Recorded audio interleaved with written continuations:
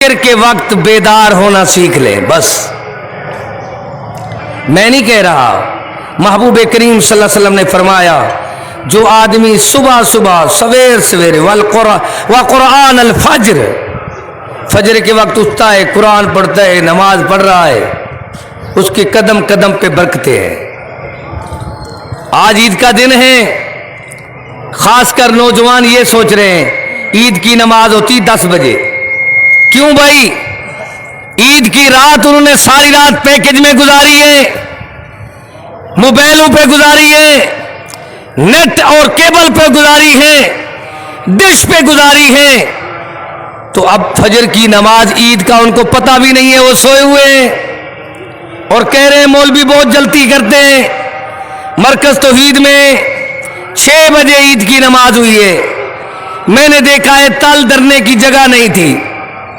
خوش نصیب لوگ آئے ہوئے ہیں، بدبخت صبح سوئے ہوئے. وقت کے وقت میں کم بخت سو گئے، برکت کے وقت میں بدبخت بے برکتے سو گئے. دوسری نصیحت کہ آج کا دن گوشت کا اور خون کا نہیں ہے، جانور کی قربانی کا نہیں ہے. آج کا دن ہے باپ بیٹے کا، ماں بیٹے کا. کس کا دن ہے؟ ماں کو یاد کرو، بیٹے کو یاد کرو، باپ کو یاد کرو، بیٹے کو یاد کرو. بس جو 30 سال کی زندگی میں مجھے جو حاصل ہوا ہے میں خلاصے سناتا ہوں. 10 منٹ میں خطبہ، عید ختم ہوگا، لیکن خلاصہ یاد کر لیں. گوشت کی مسئلہ نہیں ہے، جانور کا مسئلہ نہیں ہے، مسئلہ ہے ماں کی کون مانتا ہے، باپ کی کون مانتا ہے. بس مسئلہ ہے اطاعت کا، اللہ کی کون مانتا ہے. ماں باپ اللہ کی مان رہے ہیں اور بیٹا باپ کی مان رہا ہے. چھری لے کر آئے، بابا میری گردن پہ چھری چلاؤ، افعل ما تؤمر، میں تیرا فرما بردار ہوں، نافرمان نہیں ہوں. ادھر تو باپ کی دوائی لینے کے لیے تیار نہیں، باپ کو پانی پلانے کے لیے تیار نہیں، ماں کی ایک ماننے کے لیے تیار نہیں. ادھر وہ بیٹا ہے جس کی عید پہ آئے ہو، جس کی یاد میں عیدیں ہو رہی ہیں. فرمایا ابراہیم پیارے کی یاد ہے، اسماعیل کی یاد ہے.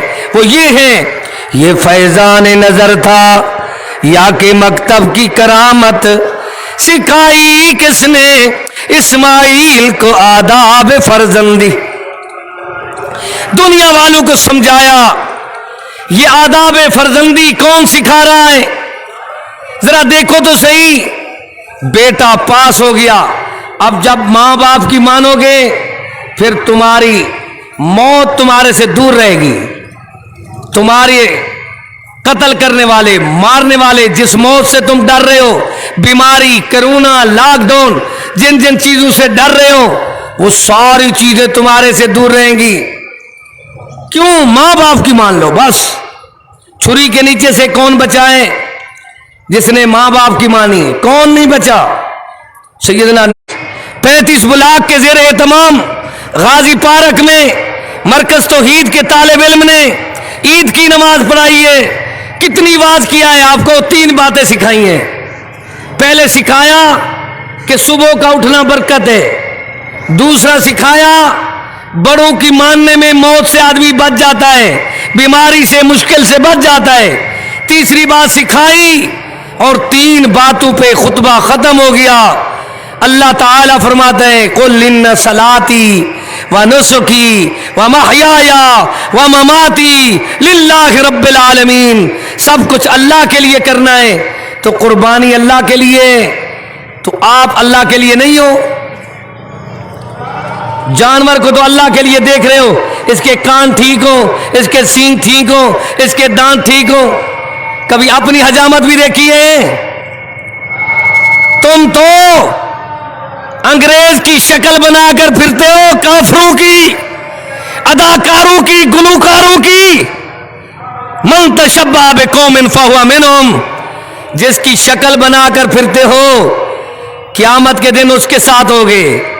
میرے نبی کا چہرہ بناؤ، صحابہ والا چہرہ بناؤ، اہل بیت والا چہرہ بناؤ، مجاہدین والا چہرہ بناؤ، اولیاء اللہ والا چہرہ بناؤ۔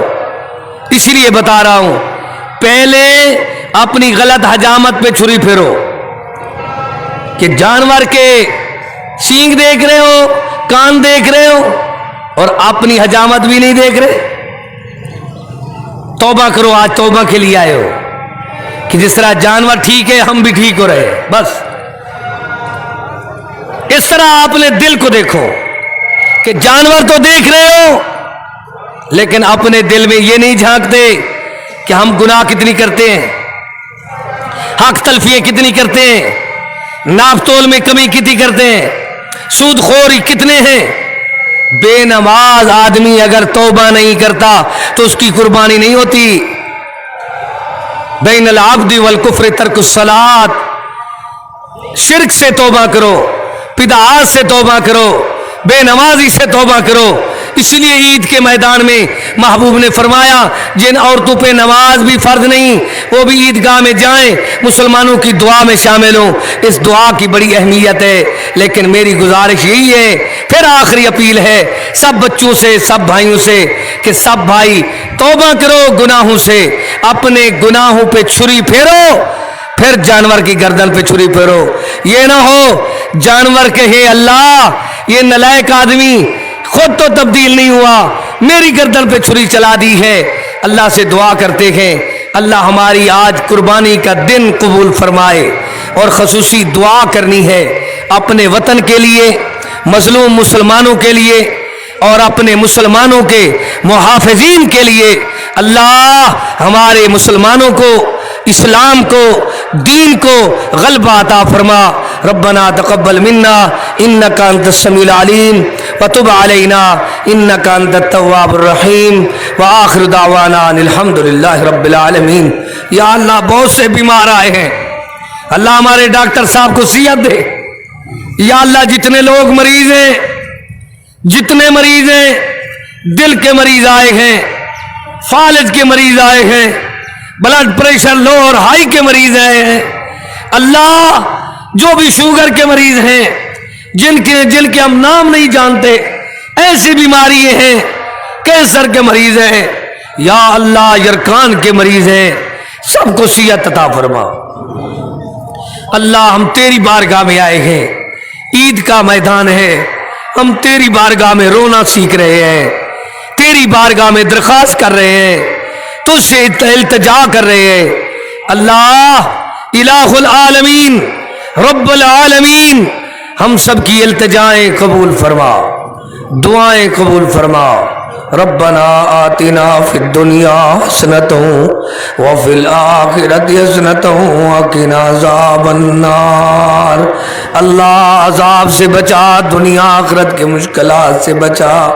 یا اللہ کیسا خوشگوار موسم ہے، اس موسم کی خوشگواری سے اللہ ہم سب کو فائدہ اٹھانے کی توفیق عطا فرما، اللہ ہم سب کو قربانی کرنے کی توفیق عطا فرما۔ یا الہ العالمین ہم نے تیرے پیارے بندے اسماعیل و ابراہیم کو دیکھ لیا ہے، اب ہمیں بھی باپ بیٹے کو اس طرح بننے کی توفیق عطا فرما۔ اللہ ہم نے تیری پیاری بندی مائی ہاجرہ کی سیرت کو پڑھ لیا ہے، اللہ ہم سب کو مائی ہاجرہ جیسی اللہ فرما بردار بیٹے عطا فرما۔ اللہ جس طرح ہم نے جانور بے عیب ذبح کیے ہیں، اپنے عیبوں پہ، اپنی غلطیوں پہ، اپنے گناہوں پہ، اپنی کوتاہیوں پہ چھری چلانے کی توفیق عطا فرما، اتفاق کی دولت سے مالا مال فرما، ایک دوسرے کو درگزر کرنے کی توفیق عطا فرما۔ یا اللہ جتنے مسلمان بے روزگار ہیں، پریشان حال ہیں، سب کی پریشانیاں دور فرما۔ یا اللہ سب کی پریشانیاں دور فرما، قرض داروں کو قرضے سے نجات عطا فرما۔ قرضوں کی دعا کیا ہے؟ ایک بار سب بہن بھائی اپنے جی میں پڑھیں، اللہم اغفنا بحلالک عن حرامک واغننا بفضلک عمن سواک۔ اور ظالموں سے بچنے کی کیا دعا ہے کسی کے اوپر کوئی آدمی غالب ہے تو یہ دعا سیکھ لو، اللہم لا سہلا الا ما جعلتہ سہلا وانت تجعل الحزن اذا شئت سہلا۔ یا اللہ جتنی میرے بہن بھائی آئے ہیں ان سب کو کرونا سے، لاک ڈاؤن سے، ہر قسم کی اللہ مشکل بیماریوں سے سب کو محفوظ فرما۔ بسم اللہ الذی لا یضر مع اسمہ شیء فی الارض ولا فی السماء وهو السمیع العلیم۔ اللہم انی اعوذ بک من جہد البلاء ودرک الشقاء وسوء القضاء وشماتۃ الاعداء۔ ربنا آتنا فی الدنیا حسنۃ وفی الآخرۃ حسنۃ وقنا عذاب النار۔